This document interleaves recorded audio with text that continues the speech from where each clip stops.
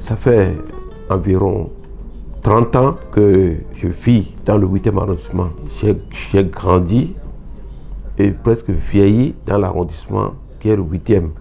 Ce qui m'a permis de mieux connaître les maux qui minent mon arrondissement. Depuis le 19 juin 2020 que j'ai pris service dans cet arrondissement, certaines écoles étant à l'état presque délabré, à l'état de disparition, j'ai pris mon bâton de pèlerin en tant que responsable à adresser des courriers à mes partenaires.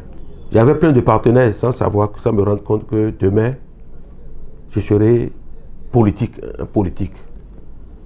Et c'est cette occasion, cette opportunité qui m'a permis d'avancer plus loin dans mes réalisations. Ma première expérience, c'est la réflexion de 7 modules de classe à Guadjoro-Médé, à l'EPP Guadjoro-Médé, où j'ai adressé le courrier à La Roche, la société La Roche, où j'ai travaillé pendant 30 ans.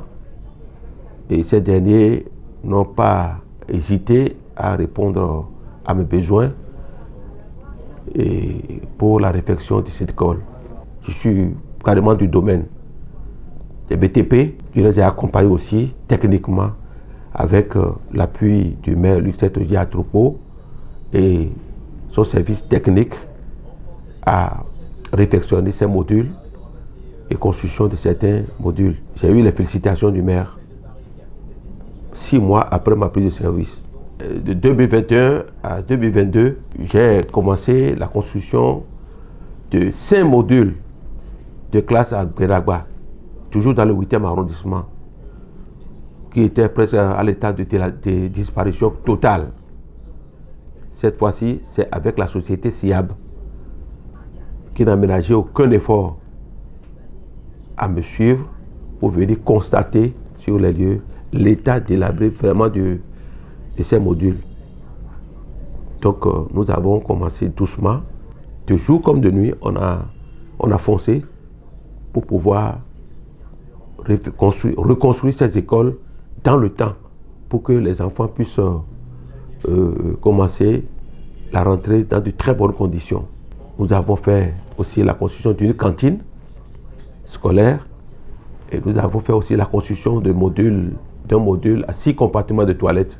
J'ai eu aussi la distinction du maire Lucette Odia-Troupeau, qui est d'ailleurs mon patron, qui est aussi mon conseiller privilégié, qui m'a toujours soutenu dans mes initiatives. En 2023, toujours avec SIAB, à défaut de construction d'un commissariat, pour ne pas perdre totalement cette opportunité, j'ai demandé à cet ami de m'aider aussi à faire la reconstruction de Siké Nord, où on a construit 3 grands modules de classe avec une cantine et l'aménagement de la cour avec la clôture rallongée sur près de 200 mètres linéaires. Nous avons fait une remise formidable et c'était la joie que j'ai donnée au cœur des populations. Cette année a coïncidé à l'arrivée de notre ministre au lancement des CEP 2023-2024 et j'ai été encouragé, félicité par le ministre. En 2024, j'avais déjà fait une négociation avec Simbénin pour la construction d'un module de classe à Saint-Ita 1, école EPP Wenoussou. Et comme il n'est jamais tard de bien faire, Simbénin a réagi avec la fourniture de ciment, de dizaines de tonnes de ciment. Et avec le conseil municipal, je me suis adressé au maire. Il m'a appuyé dans les négociations, d'où cette école est baptisée, ce module est baptisé Initiative Dobo, c'est-à-dire le financement de 2 structures différentes pour sortir un chef-d'œuvre. C'est ce module-là que nous allons inaugurer très bientôt pour permettre à nos enfants de commencer la rentrée dans de très bonnes conditions à l'EPP Tonato.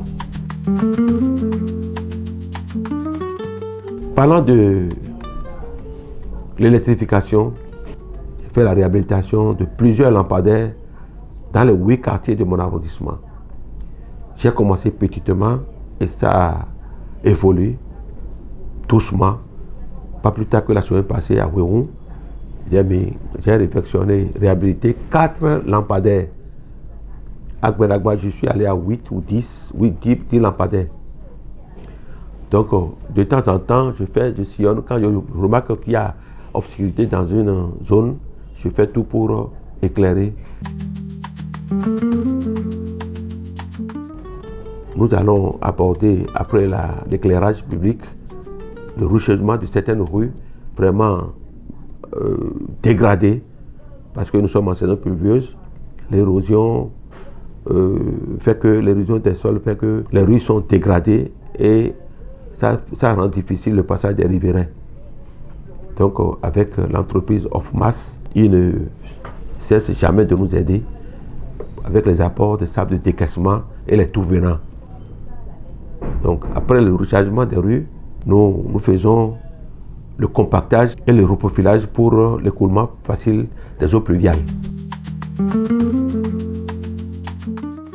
Nous avons aussi fait des œuvres sociales, la distribution de moustiquaires. Ça là, c'est avec ITB High-Tech, avec 1500 dons de 1700 moustiquaires aux enfants de moins de 5 ans. D'abord, nous n'avons pas remis. On va faire ces dons-là sans faire une communication autour.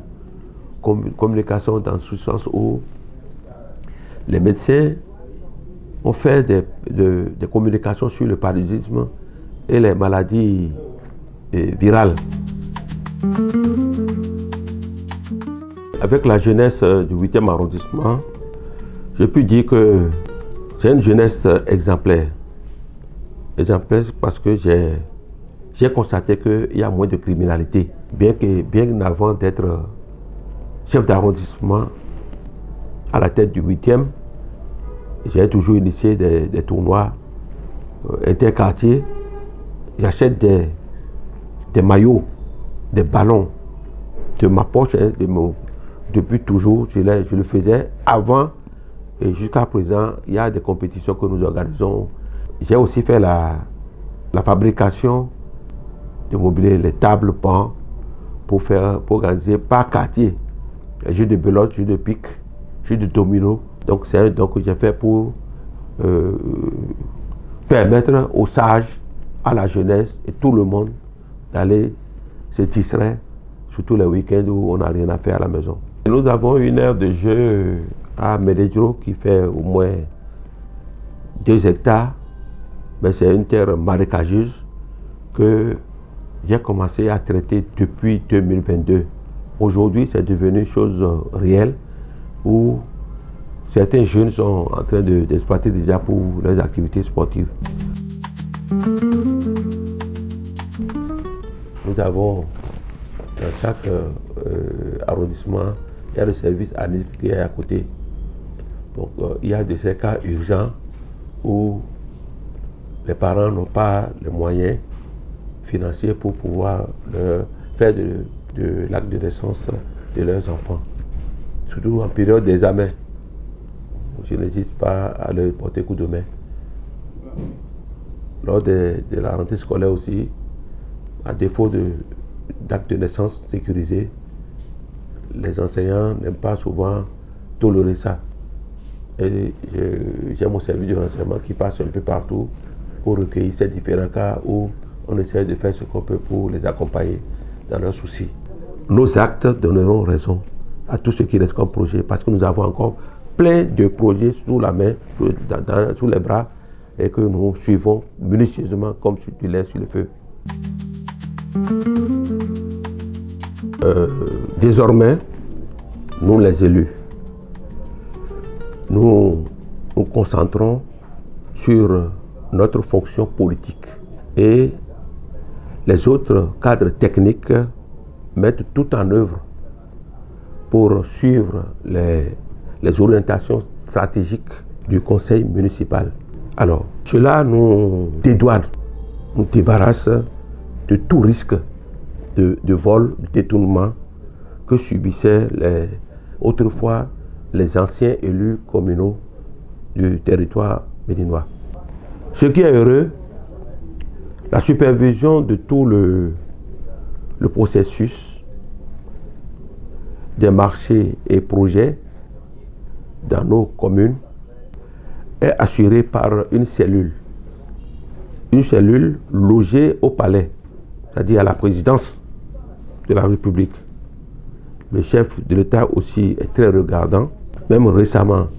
D'ailleurs, il a pris les dispositions pour une fluidité dans les procédures de gestion des marchés publics dans nos communes.